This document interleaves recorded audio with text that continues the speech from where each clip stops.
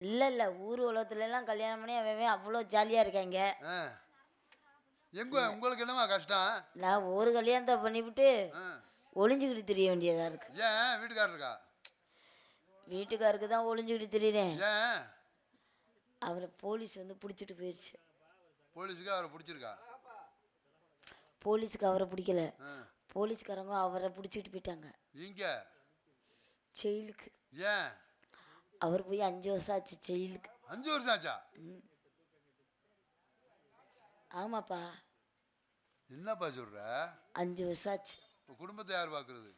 நான் தான் பார்த்துக்கிட்டு இருக்கேன் ஒத்தையா. கல்யாணம் ஆகி 5 வருஷம் ஆச்சு, அவர் ஜெயிலு போய் 5 வருஷம் ஆச்சு. கல்யாணம் ஆகி 5 வருஷம் ஆச்சு.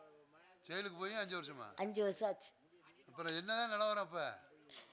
அது யாரும் அவங்க பிடிச்சிட்டு போல, ஆ. நான் தான் வம்படியா பிடிச்சி கொடுத்தேன்.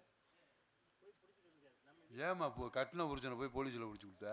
அவன் இமுசை தாங்க முடியல. சாம்பாரில் உப்பு இல்லைன்றேன், புளி குழம்புல புளியை காணான்றேன், சார் ரசத்தில் போய் காய்கறியை தேடுறேன். இவன் நான் மனுஷன். அவன் ரசத்தில் காயா? ஆமாம், எந்த ஊர்லையா ரசத்தில் காய்கறியை போட்டு பார்த்துருக்கேன். மேற்கொண்டு வாழைக்காய் நறுக்கி போடும், முருங்கைக்காய் நறுக்கி போட்டுன்னு இருக்கேன். என்னன்னு சொல்லு. ஆமாம், இதெல்லாம் பெரிய குடும்பம். என்னன்னா குழம்பு வைக்கலாம் தூக்கி போட்டு வாயில் மிதிக்கிறேன்றேன். எது? ஆமாம், அதான் பார்த்தேன். நான் தான் இல்லாத போலாத சொல்லி கொடுத்தேன் என் காவல்துறை கிட்ட. என் புருஷனுக்கு தீவிர வரைக்கும் ரொம்ப நெருக்கம் அப்படின்ட்டு. ஆமாம், அதோட போன ஆளுதான். அதோட என் புருஷனுக்கு அங்கேயே ரொம்ப நெருக்கம். தனிப்பட்ட முறையில் நான் நைட்டு 12 மணிக்கெல்லாம் துப்பாக்கியோட தான் திரியிறாப்புல அப்படின்னு. எந்த அளவுக்கு போட்டு கொடுக்க முடியுமோ போட்டு கொடுத்துருக்க. நமக்கு முக்கியம்ல அப்படின்னுக்கிட்டு. அட ஏன் போட்டு கொடுத்தனா, இவன் பண்ண சம்பவம் அந்த மாதிரி. என்ன சம்பவம்? பக்கத்து வீட்டுக்காரு காது ஊத்து வச்சிருந்தாரு. சரி. காது ஊத்து வச்சிருந்தா அவர் வீட்டுக்கு விசேஷத்துக்கு ஆளுங்க வரத்தானே செய்வாங்க. இவன் போதைக்கு போயிட்டு என்னை தெரியுமா அப்படின்னு போய் கேட்டிருக்கேன் வீட்டுக்கு வந்தவள்கிட்ட. அவன் மொய் செஞ்சுட்டு அவன் போகிறேன். அவன் நல்லா அவன் கராத்தே மாஸ்டர் போல. அவன்கிட்ட போயிட்டு நம்ம காக்கா போய் கேட்டிருக்கு, என்ன தெரியுமா என்னையா அப்படின்னு இருக்கேன். அவன் போகிறவனை மேற்கொண்டு போட்டு இவங்க போட்ட போதைக்கு அவ்வளோ போய் அம்புழுத்துருக்காங்க. அவன் பட்டான்னு ஒரு 4 அறை கொடுத்து விட்டாப்புல. கொடுத்தவொடனே சுருண்டு போய் கீழே விழுந்துட்டாப்புல. இருக்கிற 4 எலும்புல கையை வேற ஒடிச்சு விட்டுட்டேன் அவன் கொடுத்த குடல. அப்புறம் ஆளை நிப்பாட்டி தேவையில்லாம என் புருஷனை போட்டு அடிக்காது, ஐயா உங்களுக்கு என்ன பிரச்சனை? ஆமாம், இப்போதான் கல்யாணம் ஆகி 3 நாள் ஆகுது, அதுக்குள்ளே என் புருஷனை போட்டு அடிச்சுக்கிட்டு இருக்கீங்களே என்ன பிரச்சனை அப்படின்னு சொல்லி கேட்குறேன். அவன் சொல்ல வர்றக்குள்ள இவன் போய் என்னைய பற்றி உனக்கு தெரியுமா, நான் எப்படி ஆள் தெரியுமான்னு மறுபடியும் வேட்டிக்கிட்டி அவுத்து விட்டு டவுசரை ஓடி நிற்கிறேன். உள்ள எலும்பெல்லாம் வெளியில் தெரியுது. நான் சொல்கிறேன், அட சண்டைக்கு போகாதடா, அவன் தான் வெயிட்டாக இருக்கானேடா, போகாதடான்னு கெஞ்சுறேன். கேட்கல. என்கிட்ட வீரத்தை காட்டுறேன்னு போய் அவன்கிட்ட அசிங்கப்பட்டுக்கிட்டே நிற்கிறேன். நானும் அவனை கையை பிடிச்சி இழுத்து பார்க்குறேன், காலை பிடிச்சி இழுத்து பார்க்குறேன். மேற்கொண்டு என்னை ஏட்டிக்கிட்டு மிதிக்கிறேன். போ, என்ன நீ சண்டைக்கு போவேனான்னு சொல்கிற? நான் கொடுத்தேன்னா அவன் செத்து போயிடான் தெரியுமா அப்படின்னு தான் சொன்னான்ல. நான் பார்த்தேன், ஆத்தாடி அவன் வர்ற ஓரத்துக்கு நம்ம உன்னை கொல்லாமல் விட மாட்டேன். நான் இனிமேல் பொட்டோடையும் பூவோடையும் இருக்க முடியாது போல நீ பண்ணுற காரியத்தை பார்த்தா. என்னடா இப்படி பண்ணிக்கிருக்க அப்படின்ட்டு சண்டே விலக்கி விட்டாது தான் பெரிய பிரச்சனையே. அதில் என்ன பிரச்சனை? நல்ல விஷயம் தானே. அன்னையிலேருந்து நைட்லேருந்து சண்டே விலக்கி விட்டதுக்கு தான் தண்ணியை போட்டு கம்மையை சுற்றிக்கிட்டு என்னை அம்பூட்டு பேசியிருக்கேன். ஏமா நீங்கள் நல்லதானமா பண்ணியிருக்கேன்? புருஷங்காரர் அடி நல்லது தான் பண்ணினேன். இவனை பிடிச்சி இழுத்து பார்த்தேன், வரல. அந்த ஆள் கையை பிடிச்சி இழுத்தேன், அந்த ஆள் முத்தம் கொடுத்துட்டாரு. வாயோட வாய் வச்சு முத்தம் கொடுத்துட்டாரு. சண்டையில் சட்டைகளையும் எல்லாம் சரி முத்தம் கொடுக்குறாங்களா? பொம்பளை அழைச்சா கையை பிடிச்சி இழுத்தா முத்தம் கொடுப்பாரு போல அந்த ஆளு. நல்ல பழக்கமா இருக்கு. அதோட இவன் சண்டைக்கே போல நின்றுட்டான் சாக்காயி. எப்படி போவேன்? அப்புறம் சண்டை நிப்பாட்டிட்டானா இல்லையா, அதுக்கே நீ பாராட்டணுமா இல்லையா? அதோட அவன் அத்தோட அவ்வளோதான். இது என்ன குடும்பமா அப்படின்ட்டு போயிட்டேன். சரி போயிட்டானே அப்படின்னா அசால்ட்டாக இருந்தேன். நைட்டு 10 மணிக்கெல்லாம் தண்ணியை போட்டு வந்து கடந்த கம்மாயெல்லாம் சுற்றி திட்டி இருக்கிற மீனெல்லாம் செத்து என்னை அந்த அளவுக்கு கேவலமாக திட்டி ஊரில் உள்ள நாய்கிட்டெல்லாம் போய் பஞ்சாயத்து பண்ணி அதெல்லாம் வெறி கொண்டு போய் அவனை கடிக்க வந்து. ஏன் கேட்குறீங்க, பெரிய கொடுமையாச்சு. ஒரு கிழவியை விடுறதில்ல. அவன் கிளவிட்டெல்லாம் போய் பஞ்சாயத்து சொல்லியிருக்கேன். என் பொண்டாட்டி எனக்கு துரோகம் பண்ணிட்டாளு. வந்த 3 நாளையில் முத்தம் கொடுத்து விட்டாளு. அப்படின்னு சொல்லி பெரிய பிரச்சனை. அதான் இவன் இம்சை தாங்க முடியல. மேற்கொண்டு என்கிட்ட வம்புக்கே வந்துக்கிட்டு இருந்தேன். நான் தான் சொன்னேன், என் கடலில் உப்பு இருக்குது, அது இருக்குது, இது இருக்குது, இவன்கிட்ட எல்லாமே இருக்குது, அள்ளிக்கிட்டு போங்க, கிட்னிலேருந்து எல்லாமே இருக்குது அப்படின்னு. போய் 5 வருஷம் ஆச்சு. இப்போ அவன் வரும்போது 6 ரூபாவோட வரேன். அவன் இப்போ முதலே சொல்லியிருக்கேன், என்னை வெளியில் விடாதீங்க, என்னை வெளியில் விட்டியேன்னா என் பொண்டாட்டிக்கு ஆபத்து அப்படின்னு சொல்லியிருக்கேன். அவங்களே வச்சு இவனை வச்சு ஜோறு ஓட முடியாம தான் 5 வருஷம் கழிச்சு அனுப்பிச்சி விடுறாங்க.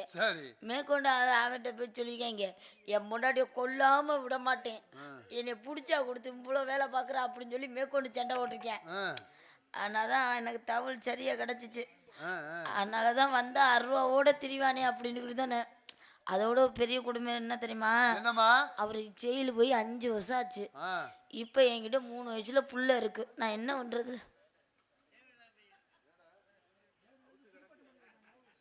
ஆமாப்பா, மூத்த பையன் 3 வயசுல இருக்கேன், சின்ன பையன் 1.5 வயசுல நடந்துகிட்டு இருக்கேன். தத்தாப்பு தானே. சின்ன பையன் வரையா? என்னப்பா?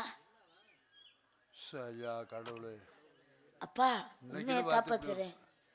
ஏமா நல்லா யோசிச்சு சொல்லுமா, நீ பெத்த பிள்ளையா? நான் பெத்த உள்ளப்பா. நான் அவர் ஜெயிலேருந்து வந்தவொடனே அவர்கிட்ட தூக்கி காட்டி எப்படியாவது சமாதானப்படுத்தலாம்னு தான் இருக்கேன். எப்படி ஆயிருவேன்?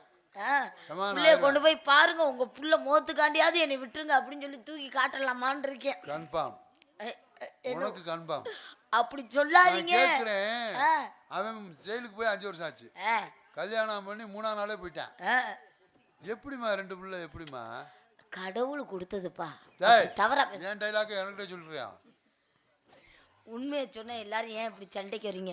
கடவுள் கொடுத்த பிள்ளைய ஏன் இப்படி சொல்றீங்க? எல்லாருக்கும் கடவுள் தான் கொடுப்பேன். அவன் மனசு வச்சாதான் குழந்தை பிறக்கும். அப்புறம் மத்ததெல்லாம் என்னமா? எப்படி? அட எப்பா, இப்ப கல்யாணம் ஆச்சுன்னு வச்சுக்கோங்களேன். கல்யாணம் ஆனவன பத்திரிக்கையில அவர் பேர் கருப்பையா. என் பேர் ராணி. ஆமா, கருப்பையா பொண்டாட்டி தான் ராணி. ஆமா, என்னைய கல்யாணம் பண்ணாது யாரு? புருஷன் தான் கருப்பையா. ராணி புருஷன் இல்ல, கருப்பையா தான் என்னை கல்யாணம் பண்ணாரு. அப்ப என்னை என்னன்னு கூப்பா, இந்த கருப்பையா பொண்டாட்டி போகுது அப்படின்னு தான் சொல்லுவாங்க. அவர் ஜெயிலுக்கே போயிருந்தாலும் புள்ள அவர்கிட்ட புள்ள தானே. எப்படிமா? அட உண்மையை தானே சொல்றேன். என் புருஷன் கருப்பையானா அப்ப என் பிள்ளைக்கு அப்போ அவர் தானே வருவாரு. ஆமா, ராணிக்கு என்னடா எப்படி சொல்றது? நான் கரெக்டா தான்ப்பா சொல்றேன், தெளிவா தான் இருக்கேன். நான் தான் தெளிவு இல்லாம இருக்கேன் இப்ப. ஐயோ, கருப்பையா மயங்கதான் 2 பிள்ளைய, ராணியோட பிள்ளைய தான். கருப்பையா எங்க இருக்கான்? கருப்பையா செய்யல 5 வருஷம் கழிச்சு இருந்துட்டு இப்பதான் வர்றாப்புல. இப்ப ஒரு வீட்டுல பசுமாடு நிக்குது, செனை பிடிக்கணும்னா என்ன செய்வோம்? காலைக்கு போடுவோம். ஆமா, அவன் ஜெயிலுக்கு போய் 5 வருஷம் ஆச்சேம்மா. அப்பா அந்தால 5 வருஷம் ஆச்சு. நானும் விவரமா கேட்டேன், பக்கத்து வீட்டுல கேட்டேன். இது மாதிரி என்னங்க இப்படி தனியா இருக்கிறவங்க பாக்குறவங்க என்னை தப்பா பேசுவாங்க, ஆமா அப்படின்னு சொல்லி கேட்டேன். புருஷன் இல்லாம இருக்க பேசுவா. ஆமா அப்படின்னு சொல்லி கேட்டேன். அப்பதான் அந்த பாட்டி சொன்னிச்சு, நீ இப்படி தெரியாத, நீ எதுக்கும் பழனி போயிட்டு வா, மனசுல உள்ள கஷ்டம்லாம் குறைஞ்சிரும், நீ போயிட்டு வா அப்படின்னு சொன்னிச்சு. பழனிக்கு நான் இங்கேருந்து பால் குடம் எடுத்து போனேன். பழனிக்கு மறு வருஷமே மூத்த பையன் பிறந்துட்டேன். கடவுள் கொடுத்த புள்ள. நீங்க அப்படி சந்தேகப்படுவீங்கன்னு, நீங்க யாருமே நான் சொல்றத நீங்க நம்ப மாட்டீங்கன்னு. இங்கேருந்து திருப்பதி போனேன் 1 வருஷத்துக்கு முன்னாடி, ஒரு 1.5 வருஷத்துக்கு முன்னாடி போனேன். போனோடனே இங்கேருந்து பால் குடம் எடுத்து, புதுக்கோட்டையிலேருந்தே பால் குடம் எடுத்து திருப்பதி போனேன்னா பாருங்களேன். ஆமா, 2வது பையன் பிறந்தேன். இவன் எப்படி பிறந்தான்? இவன் பழனில பஞ்சாமதம்னா மூத்த பையன் அப்படி சாப்பிடுவேன். சின்ன பையன் லட்டுனா விரும்பி சாப்பிடுவேன். அதெல்லாம் ரைட்டு. 2வது பையன் திருப்பதிக்கு போனனால தான் பிறந்தேன். மூத்த பையன் பழனிக்கு போனனால தான் பிறந்தேன். நீங்க எதுக்கும் எல்லாரும் கோயில் குளத்துக்கு போயிட்டு வாங்க. எங்க வீட்டுல இப்படி பிள்ளை வளர்க்குறாங்க? இல்லப்பா, கடவுள் கொடுக்குற புள்ளப்பா.